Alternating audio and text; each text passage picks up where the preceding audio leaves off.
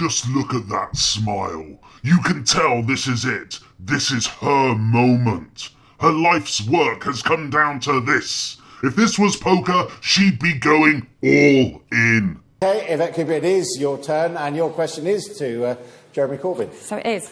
So, Jeremy, there's issues that we agree on, and Jeremy's trying to look for another camera to read the question. There are issues that we agree on that we should oppose George Osborne's 40% cuts. But the issue that I've raised concern with you about is your proposal for the Bank of England to print money to pay for schools or transport.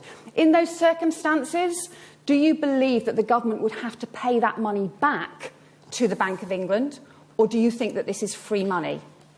We put £385 billion worth of money called quantitative easing into the banks to bail them out in 2008.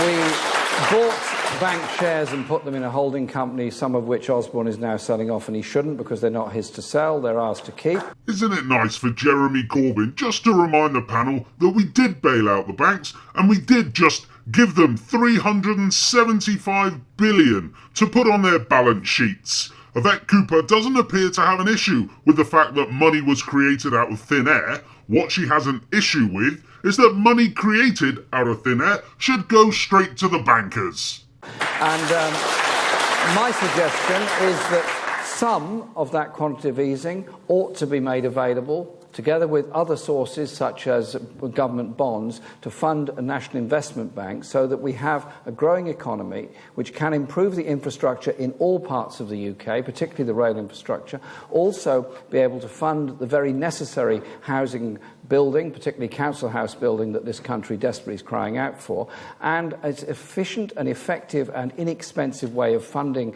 public investment rather than the private finance initiatives which have been pursued by both this government and the last government, which are costing so much, so dear in both the NHS and in education. It's not inflationary. Japan used quantitative easing after 10 years of a flatlining economy in order to boost growth. I would have thought it's a sensible and reasonable precautionary thing to do.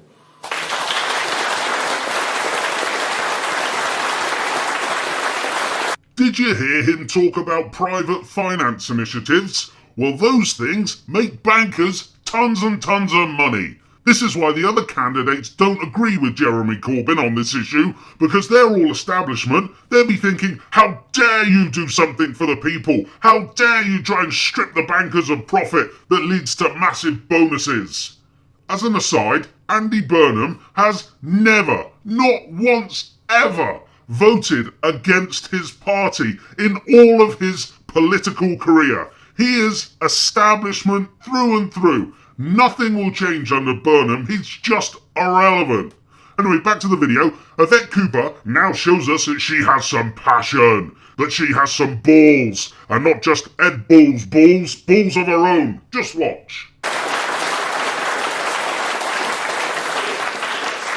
But you haven't answered the question. Yes, I have. Because actually, no, you haven't. Because actually what you're offering people is false hope. For a start, For a start, quantitative easing has stopped because the economy is now growing. The reason that Japan was able to keep going and doing it for many years is because they went into serious slump for a long term. It's absolutely right to support the economy when it is in crisis and when it is in a serious recession. But once the economy is growing, if you simply keep printing money at that time, that pushes up inflation. Second thing is that when the Bank of England prints that money, even through the quantitative easing, it has to still be paid back.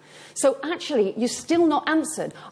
Is the money for the schools and the hospitals or the transport going to have to be paid back? Because my fear is what you're doing is you are offering people false promise. It sounds brilliant. Everybody claps because everybody wants to see the schools, the hospitals, the infrastructure to be done. But if we are really going to be able to deliver the schools, the hospitals, the transport infrastructure, we've got to be credible enough to properly pay for it. We cannot do that if we just promise to print money we haven't got. It's dishonest. It's false promise. We've got to offer people real hope.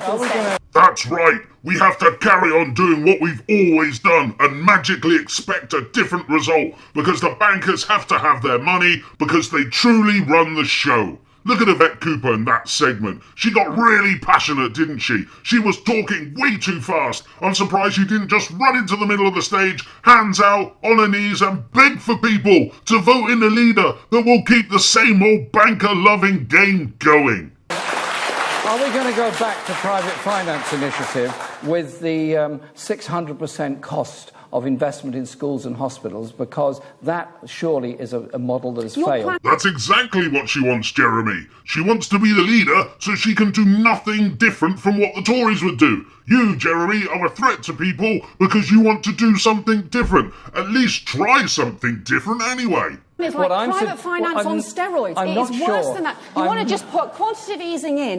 You are not being straight with people, and that's why there's huge numbers of economists have said it doesn't stack up. It's not fair on people, and it will fall apart. And what will we be, the Labour Party, if we go to people with false promises? It's like Nick Clegg before the 2010 election, a whole load of false promises that then fell apart. It's not fair, and we will let people down if we do.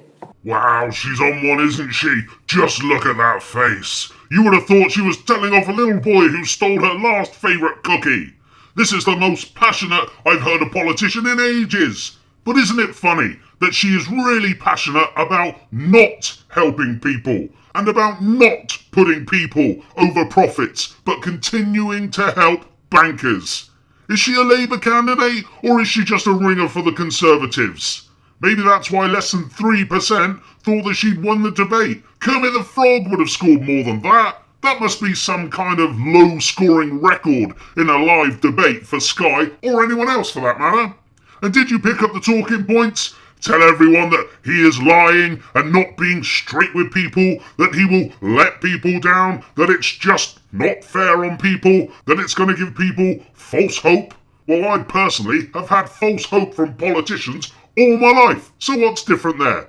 But instead, let's keep going down the same old road we've been travelling down for years and years and years, through a Tory government, then a Labour government, then a Tory government, then a Labour government. Let's just carry on down the path that's put us in £1.5 trillion of debt with an £80 billion deficit, and that has made the rich so much richer and allowed bankers to carry on doing what the hell they like. And let's make sure the poor continue to get poorer. Yeah, I'd back Yvette Cooper if I was completely bloody insane. I'm not sure if you've had a chance to look at the proposals, and they are proposals that have been put forward and have been supported by a very large number of economists, including Nobel Prize-winning economists, who say this is a sensible and reasonable idea that we do a combination of, during a period of recession, to use quantitative easing, during a period of growth, you use government bonds as a way of funding development within our society.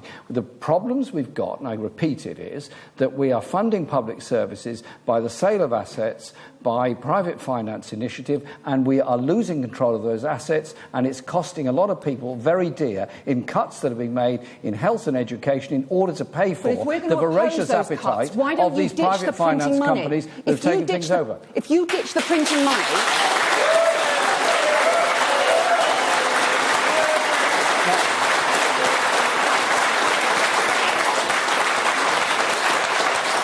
If you ditch the printing money, we could set out a credible alternative that means we don't have to do George Osborne's 40%. And what exactly is a credible alternative, Yvette? Borrow more money from the bankers at interest to make the bankers even richer while, say, cutting 35%? Remember, Yvette Cooper is married to Ed Balls, the very man who was part of the government who allowed the bankers to run amok, mostly causing the problems that stem from 2008. Can you imagine him bending her ear before they go to bed? Yvette Cooper doesn't want to try anything new. She wants the status quo, the same old Tory-like policies. Problem is, if all you promise is something that won't stack up, you will let the Tories get away with this. You will let the Tories be able to get away with their 40% cuts to our public services. I think that would be devastating. It's an ideology of austerity that will rip apart our public services, and it will hugely undermine our economy. But if we're really going to stand up to them, we've got to be strong enough and credible enough to do it, not just pretend that money will come out of thin air by printing it. Let's have a strong, real alternative. And we should work together on doing that, but you're not not doing so because you're offering people Yvette, false hope in... Offering false hope, allowing the Tories to get away with 40% cuts. All sounds very good from Team Cooper, but you have to remember, she's offering nothing new. She would introduce Tory-like policies. People want change. People want to try something different. Very pleased that you accept that the politics of austerity is one of the problems we face. We went into the last election promising cuts. We went into the 2010 election promising cuts. And we're going to go into a 2020 election because Osborne will not have balanced the books by that stage, saying, well, an incoming Labour government, the first thing we've got to do is make more cuts in order to make ourselves credible. Jeremy Corbyn offers something other than the rich getting richer and the poor being allowed to just about survive. Not all of them, as Ian Duncan Smith's policies are now proving, the current government are killing them off slowly. Yvette Cooper wants this. She wants the status quo to continue. She wants to help the rich and cut more against the poor. Unbelievable. I say invest to grow. Yeah, you can't cut your way to you prosperity. don't grow- You grow your way to prosperity. The bottom line is this. People have just about had enough of the bankers getting rich on the back of austerity cuts. It's not a recession, it's a robbery.